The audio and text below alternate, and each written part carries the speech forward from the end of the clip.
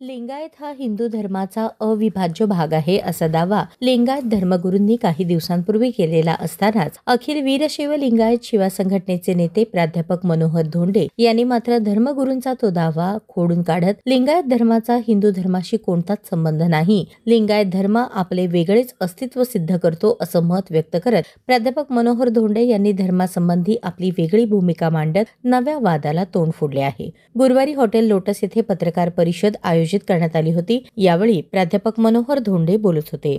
यावेळी पुढे बोलताना ते म्हणाले, पुढील वर्षी राष्ट्रीय जनगणना केली जाणार आहे, त्यावेळी प्रत्येक लिंगायत समाज बांधवांनी जनगणनेच्या वेळेस धर्माच्या रकान्यात लिंगायत असा उल्लेख करावा आणि पुढे जातीचा उल्लेख करणारी नोंद करून घ्यावी असे आवाहन प्राध्यापक मनोहर धोंडे यांनी केले। शिवा संघटना आणि महाराष्ट्रातल्या वीरशैव लिंगायतांच्या जाती उपजातींना माझं आव्हान आहे की जी जनगणनेच्या फॉर्म मध्ये 7 कॉलम दिलेले आहेत, त्यातले मान्यता प्राप्त 6 धर्म आहेत, त्या 6 धर्माला 6 कोड दिले। 1 नंबरचा कोड दाबला की हिंदू, 2 नंबरचा कोड दाबला तर मुस्लिम, 3 नंबरचा कोड दाबला तर ख्रिश्चन, 4 नंबरचा कोड दाबला तर बौद्ध, 5 नंबरचा कोड दाबला तर सिख आणि 6 नंबरचा कोड दाबला तर जैन। ही 6 धर्माची 6 कोड नंबर आहेत आणि 7 नंबरचा रकाना कोरा दिलेला आहे।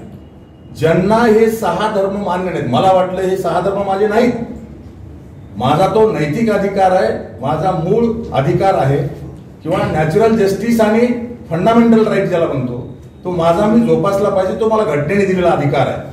आणि मी जर हे 6 धर्म मला लिहायचे नसतील तर 7 नंबरचा रकाना कोरा दिलाय, त्याच्यामध्ये तुमचा धर्म तुम्ही लिहू शकता। शिवा संघटनेचा राष्ट्रीय अध्यक्ष म्हणून मी माझ्या समाज बांधवांना आवाहन करतोय की 7 नंबरच्या धर्माच्या रकान्यामध्ये वीरशैव लिंगायत धर्म लिहा। 19 सप्टेंबरला कर्नाटकातील बसव कल्याण येथे शिवा संघटनेचे राष्ट्रीय अधिवेशन घेण्यात येणार असून या अधिवेशनात अधिकाधिक लिंगायत समाज बांधवांनी उपस्थित राहण्याचे आवाहन प्राध्यापक मनोहर धोंडे यांनी केले। दरम्यान मराठा समाजाच्या आरक्षणाला धोंडेंचा विरोध नाही, पण मराठा समाजाला दिलेले आरक्षण संविधानाला अनुसरून नाही। थोडक्यात काय तर मुख्यमंत्री देवेंद्र फडणवीस यांनी मराठा समाजाची सपशेल फसवणूक केल्याचा दावाही यावेळी प्राध्यापक मनोहर धोंडे यांनी केला।